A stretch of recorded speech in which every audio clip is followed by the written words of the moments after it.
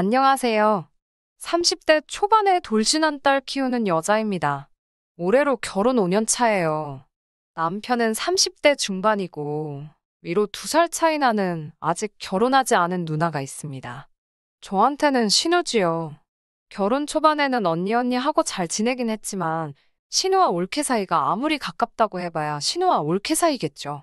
시댁과 거리가 가까운 편이기 때문에 한 달에 한 번꼴로는 시댁에 방문해서 시간 보내고 했습니다.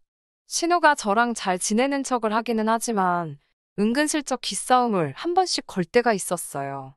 신혼 때 시댁에 방문하면 어디 브랜드 옷을 입거나 가방을 들고 갔을 때 그걸 가지고 그렇게 걸고 넘어지고는 했어요. 저희가 맞벌이 부부인데 저한테 올케 요즘 돈 좀 벌리나 봐 하면서 마치 제가 경제관념이 없다는 듯이 시어머니한테 고자질을 하듯 말을 하곤 했어요.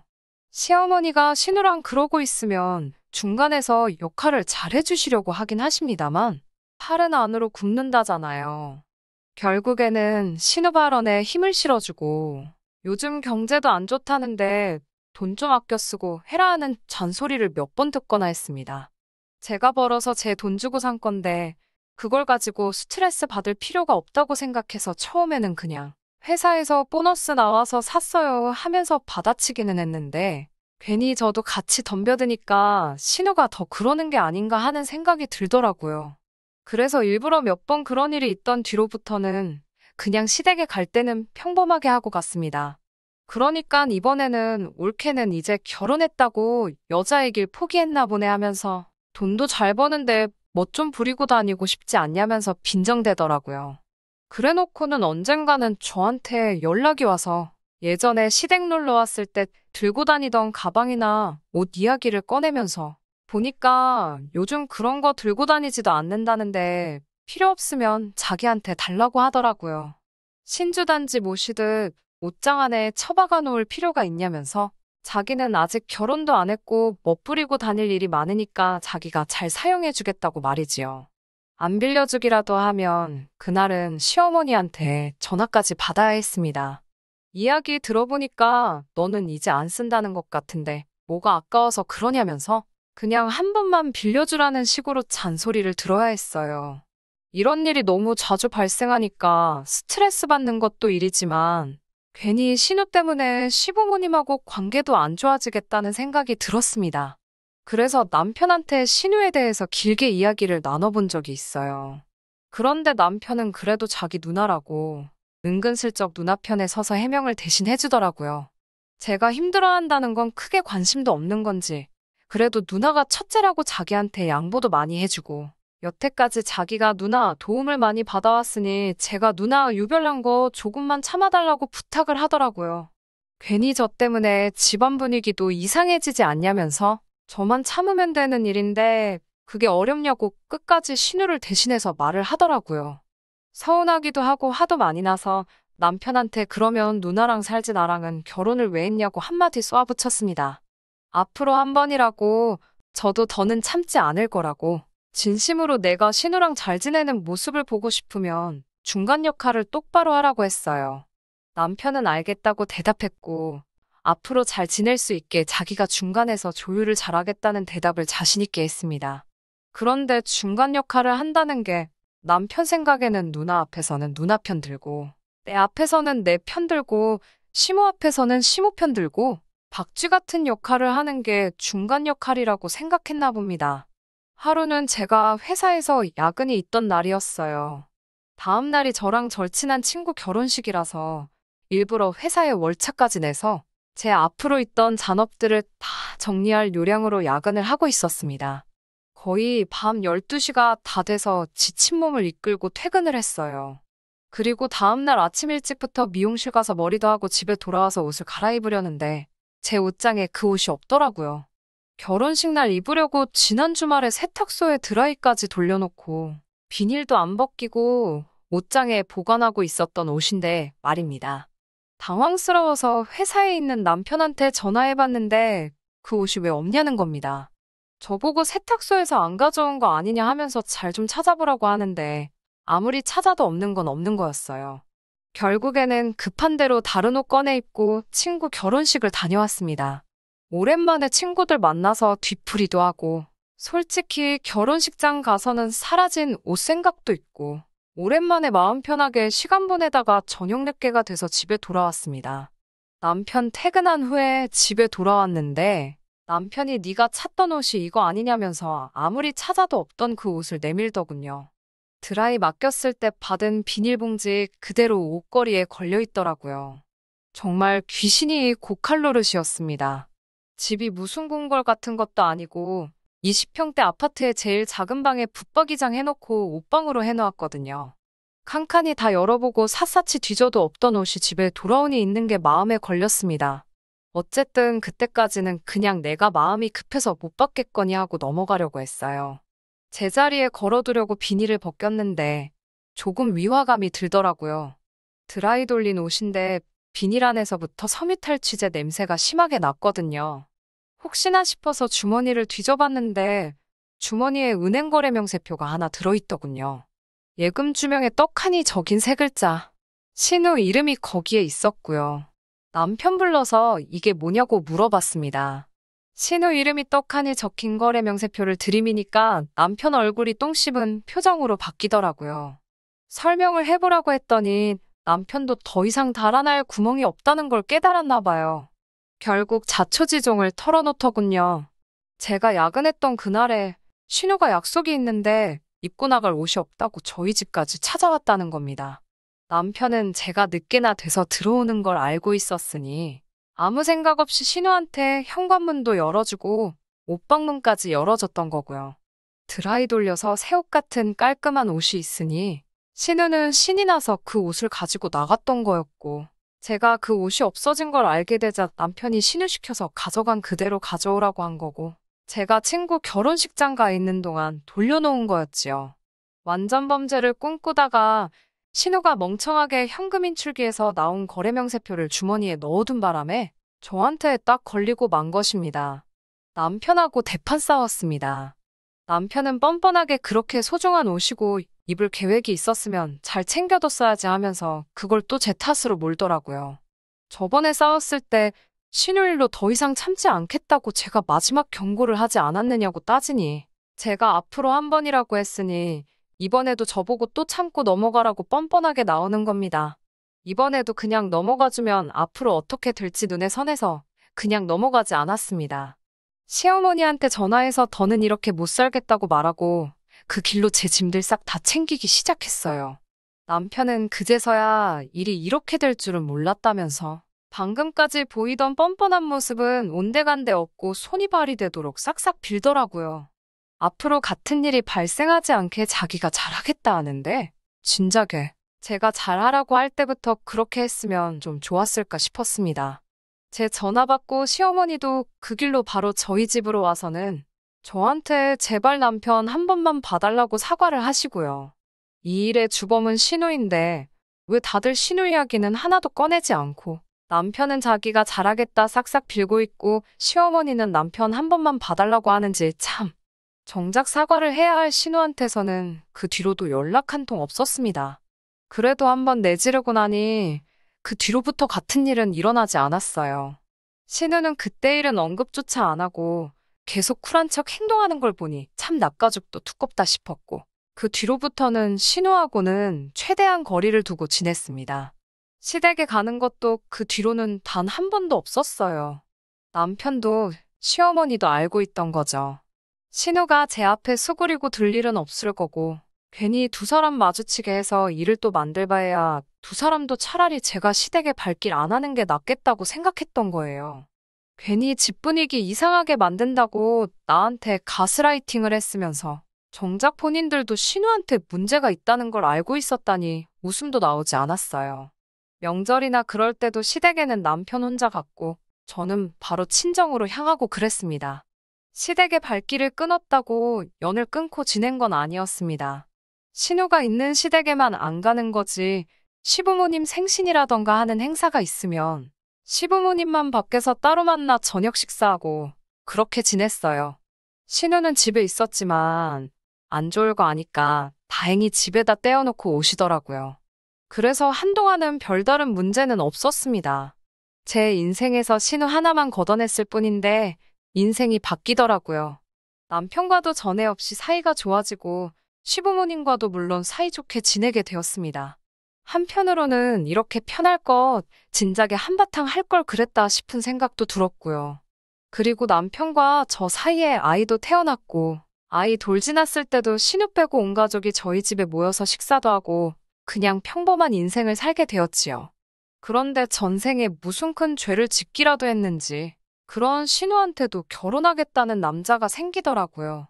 지금이야 콩깍지 때문에 결혼하겠다고 들겠지만 그 남자도 참 인생이 기구하다는 생각이 들었습니다.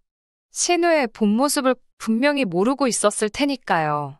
그래도 한편으로 다행이라고 생각했던 건 신우가 결혼하고 나면 더 이상 신우 때문에 억지로 시댁과 거리 두고 지내며 마음 불편해할 일도 없겠구나 싶었어요. 그냥 그 사람 좀 불쌍하다 생각하면서 지내고 있던 와중이었습니다. 그리고 저희 집에 예상도 못한 손님이 찾아오게 되었습니다. 인터폰 화면에 비친 사람은 신우였어요. 자기 때문에 무슨 사단이 났는지 알고 있어서 최근 몇 년간 정말 얼굴 한번 못 보고 지냈던 신우가 연락도 없이 집까지 찾아왔으니 솔직히 좋은 예감이 들지는 않았습니다. 신우는 집에 들어오자마자 다짜고짜 저랑 남편한테 나 얼마 뒤에 결혼한다는 소식은 들었지? 하면서 난데없이 돈을 내놓으라는 겁니다. 어이가 없었어요. 무슨 돈을 맡겨놓은 것도 아닌데 큰 소리 치면서 다짜고짜 돈을 내놓으라고 하고 있었으니 말이죠. 저도 더 이상 신우한테 쩔쩔매야 할 이유도 없었기 때문에 돈 내놓으라는 신우의 말에 맡겨놓은 것도 아닌데 난데없이 돈을 달라고 하느냐. 줄 돈도 없고 있어도 줄 생각도 없다고 확실하게 한마디 했습니다. 남편은 쭈뼛거리면서 아무 말도 못하고 있었지만 뭐 상관없었어요. 오히려 가만히 있어주는 게 도와주는 거라는 생각도 들었고 제가 말 안 하면 남편이 거절 못 할 수도 있겠다는 생각도 들었거든요. 그런데 신우는 당당하게 자기가 맡겨놓은 돈이 있다고 하는 겁니다. 저는 남편이 혹시 신우한테 나 모르게 돈이라도 빌린 게 있나 싶어서 흠칫했습니다. 남편한테 혹시 신우한테 빌렸던 돈이 있냐고 물었더니 남편도 그거는 생각도 못 해본 사실인지 돈 빌린 적은 없다고 확실하게 말을 해줬어요. 신우는 말도 안 되는 억지를 부리기 시작하더군요. 저랑 남편이 결혼할 때쯤에 이야기를 꺼내는 겁니다. 그러니까 저희가 지금 살고 있는 이 집이 최초에는 남편과 시부모님, 신우까지 같이 돈을 모아서 이 집을 샀다는 건 저도 알고 있었습니다. 처음에는 투자 목적으로 서로 돈을 모았고 모자란 건 대출을 받아 남편이 대출이자를 혼자 갚기로 하고 집을 구했다는 사실도 알고 있었어요. 그때는 제가 남편과 연애도 시작하기 전이었고 그 사실은 결혼을 하면서 신혼집 이야기를 하다가 자세한 내막을 다 알게 되었습니다. 신혼집을 구하는 과정에서 투자 목적으로 이미 돈도 잔뜩 묶여 있고 대출도 이미 남편이 갚고 있었는데 다른 집을 구해야 할 이유가 없겠더라고요. 시부모님도 그 집에 같이 투자했던 투자금을 돌려받는 대신에 저희들 결혼 비용으로 지원을 해주겠다고 했습니다. 신우는 투자금이라고 1,500만 원 들어간 게 전부였는데 그 부분에 있어서는 제가 모아놓은 돈으로 신우의 초기 투자금을 이자까지 약간 쳐서 돌려줬어요. 그리고 남편 앞으로 들어가 있는 대출을 제 돈으로 해결하면서 집도 공동명의로 변경을 하게 되었고요. 그래서 원래는 시가족이 투자 목적으로 구한 집에 저희가 신혼살림을 차리게 되었고 여태까지 그 집에 살고 있었습니다. 금전관계에 대한 부분은 이미 결혼 전에 싹 다 정리가 된 상황이었는데 신우가 이제 와서 우리한테 돈을 내놓으라고 하는 이유가 거기 있더라고요. 저희가 5년간 결혼 생활을 유지해오면서 집값이 적당히 오른 상황이었습니다. 제가 나머지 대출금을 해결하면서 집에 더 이상 대출이자로 나갈 돈도 없어졌기 때문에 집값이 오른 건 당연히 좋은 일이었죠. 그런데 신우가 이제 와서 한다는 말이 저만 아니었으면 자기는 이 집에 투자금을 도로 돌려받을 일도 없었을 거 아니냐면서 자기가 투자했던 만큼의 이득분을 저희가 신우한테 줘야 한다는 말도 안 되는 어깃장을 부리기 시작한 거죠. 제가 자기 동생하고 결혼만 안 했으면 5년이 지난 지금 집값이 오른 만큼 자기는 그 돈을 앉아서 벌 수 있었던 건데 저 때문에 집값이 오르기도 전에 투자금을 빼야만 했다고 말이죠.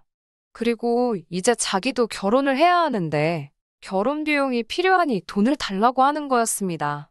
그 돈 돌려준 지도 벌써 5년이 지났고 신우도 지난 5년간 논 것도 아니고 일을 하고 있었을 텐데 결혼 비용이 대체 얼마가 필요하길래 저런 어깃장을 부리고 있나 싶었습니다. 어이가 없더라고요. 신우는 모아놓은 돈이 한 푼도 없었던 겁니다. 그 이후로 한 달에 100만 원씩만 모았어도 6천은 되었을 시간이고 제가 신우 앞으로 들어가 있던 1,500도 이자까지 쳐서 2천으로 줬는데 시집 갈 때가 되어서는 돈이 한 푼도 없다고 하니 말이죠.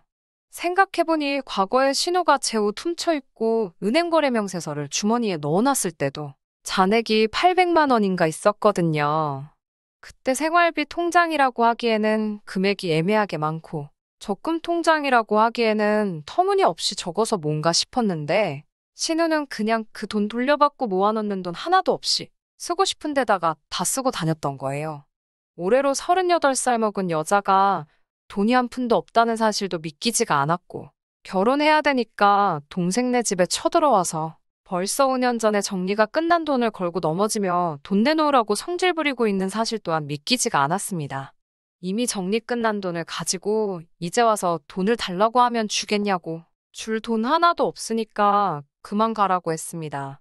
신우는 배째라고 누워서 저희한테 결혼자금 6천만 원을 받아내기 전까지는 이 집에서 못 나간다고? 자기 돈이 들어갔던 집이니까 일부는 자기 집이라고 하면서 안 나간다고 하더라고요. 집값도 끽 해봐야 3억 얼마 하던 집이 6억 중후반까지 가게 된 건데 1,500 투자한 게 어떻게 6천이 되느냐고 하니 다 나름의 계산 방식이 있다며 토달지 말라고 징징대더라고요. 결국 시부모님까지 저희 집에 찾아오시게 되었습니다. 그래도 그동안 신우를 빼고 잘 지냈던 것도 있고 이 상황은 누나 편만 들던 남편이 보기에도 말도 안 된다고 하는 상황이니 시부모님도 당연히 신우한테 한마디 할 줄 알았어요. 그런데 그건 저만의 착각이었던 겁니다. 시어머니는 집에 들어오자마자 신우한테 내가 말해준다고 했는데 미리 와서 줄 돈도 못 받게 일을 키우냐고 신우를 나무라더군요. 그 말 들었을 때부터 딱 틀렸구나 싶었습니다. 이 계획이 누구한테서 나온 건지는 모르지만 애초에 시어머니도 신우가 결혼 자금이 없는 걸 알자 저희한테 아쉬운 소리 할 생각부터 가지고 계셨던 겁니다. 저한테 네가 이해해라, 나쁘게만 생각하지 말아달라 하면서 결과적으로는 신우 요구를 들어달라는 말을 꺼내시더군요. 신우가 시집만 가고 나면 또 있을 일도 아니지 않느냐. 신우 결혼 상대가 지방에서 사업을 하는 사람인데 결혼 후에는 그쪽으로 내려가 살 거다 하면서요. 앞으로 평생 신우 안 보고 살려면 지금 돈을 내놓으라는 소리로밖에 들리지 않더라고요. 이미 거절의 의사를 똑똑히 밝혔음에도 불구하고 시어머니는 계속해서 너희는 집값도 올랐잖니, 맞벌이 하면서 돈도 잘 벌잖니 하면서 38살 먹은 신우, 지금 그 사람 아니면 누구한테 시집 보내겠냐면서 저보고 계속 신우 살려주는 셈 치고 돈을 달라고 하시는 겁니다. 남편도 처음에는 신우가 돈 내놓으라고 나설 때는 뭔 소리를 하느냐며 정색을 하더니 어머님이 저한테 숙이고 부탁하는 모습이 마음에 들지 않았던 건지 아니면 자기 누나 상황이 딱해서 또 도와주고 싶어진 건지 모르겠지만 이번이 마지막이라는데 6천만 원이면 얼마 되지도 않는데 그냥 해주자고 하더라고요. 6천만 원이 얼마 되지도 않는다니. 앞으로 아이 키워가면서 들어갈 돈도 있고 저도 슬슬 육아에 전념하기 위해서 직장을 그만둘까도 생각도 하고 있었거든요. 이런 일이 자꾸 발생하는 게 신우만 끊어낸다고 해서 될 일이 아니겠구나 하는 생각이 들었어요. 시댁뿐만 아니라 남편도 같이 끊어내지 않는다면 앞으로 평생 시댁의 신우 문제로 돈 문제로 끌려다니게 될 거라는 결론에 도달하니 오히려 마음이 편해지더라고요. 홧김에 나온 말이 아니고 진심으로 더는 이렇게 살 수는 없겠다고 신우 돈 해주고 싶으면 해주라고 말하고 대신 저는 이혼하겠다고 했습니다. 이혼 이야기가 나오니 시어머니께서는 아이를 아빠 없이 키울 생각이냐면서 화를 내시고 옆에서 아무 말도 못하고 계시던 시아버지는 책임지고 자기가 그 돈을 갚아줄 테니 저희 보고 일단 돈부터 달라고 하시는 겁니다. 평생 전업주부로 살아오신 시어머니와 몇 년 전에 은퇴하셔서 연금으로 생활하시는 시아버지가 어떻게 6천을 모아서 저한테 갚겠다고 하시는 건지. 앞으로 제 인생도 우리 아이 미래도 창창한데 아이 아빠 없이 키울 생각에 이혼 못하고 원하는 대로 해주면 평생을 두고 후회할 것 같다는 생각이 들었습니다. 이미 옛저녁에 정리된 금전관계 가지고 투자금 운운하면서 돈 내놓으라는 신호와 똑같은 계산 방식으로 저도 말했습니다. 결혼할 때 들어갔던 제 돈만큼 집값 오른 거 계산해서 재산 분할하겠다고요. 그러면 그 돈으로 신우 결혼자금 해주시면 되는 거 아니냐고. 결국 신우 원하는 대로 되는 집구석에서 힘없는 며느리로 살바에 혼자 사는 거 택하겠다고 했습니다. 제가 의견 굽히지 않고 나오니 그제서야 시부모님도 그러면 다른 좋은 방법이 있는지 확인해보자 나오시고 신우는 그 와중에도 자존심이 상하는 건지 또 짐 싸들고 친정 가는 쇼라도 하지 그러냐면서 빈정대고 있더라고요. 뭐가 잘났다고 큰 소리를 치는 건지 정말. 결국에는 끝끝내 달라진 게 없었습니다. 시부모님도 이번이 아니면 신우 시집 보내긴 글른 것 같고 아무리 생각해도 신우 결혼 상대가 원하는 결혼 비용 마련할 구석이 생기지 않으니 좋은 방법 찾아보자고 해놓고는 결국 또 저한테 아쉬운 소리를 하더라고요. 그래서 현재는 제가 이혼을 준비하게 되었습니다. 합의 이혼 해주는 대신 말했던 대로 제가 결혼할 때 드린 돈만큼 해서 현재 집값 오른 만큼 분할받기로 했어요. 여태껏 부부 공동으로 모은 돈은 반반씩 가져가기로 했고요. 아이 양육권은 제가 가져가고 친권은 공동으로 가져가기로 했습니다. 그리고 아이가 다 클 때까지 양육비도 매달 받기로 했고요. 이혼 준비하면서 생각해보니 차라리 잘 된 것 같아요. 만약 신우한테 돈을 해주지 않아도 되었다고 해도 신우가 결혼을 못하게 돼버리면 결국 앞으로 무슨 일 있을 때마다 또 이런 일로 스트레스를 받아야 했었을 테니까요. 그런 거를 또 당하느니 차라리 시원하게 정리해버린 지금이 오히려 속은 후련한 것 같네요. 집안 골칫거리인 신우 결혼시키기 위해 그래도 적당히 잘 살고 있는 아들 이혼시킨 이 상황을 시부모님도 언젠간 땅을 치면서 후회할 일이 올 거라고 믿어요. 이미 갈라서 버린 지금 남편과 남편 집안 사람들 잘 살게 기도해주지는 않을 것 같아요. 멀쩡히 잘 살던 저도 이혼했는데 신우가 그 돈 가지고 시집을 갔다고 그 집에서 이혼당하지 않고 잘 지낼 거라는 생각도 없습니다. 그걸 알게 되기까지는 좀 더 시간이 지나야겠지만 말이지요. 끝까지 들어주셔서 감사합니다. 오늘의 사연은 여기까지입니다. 구독과 좋아요, 알람 설정 부탁드리고 더 좋은 사연으로 다시 찾아뵙겠습니다. 감사합니다.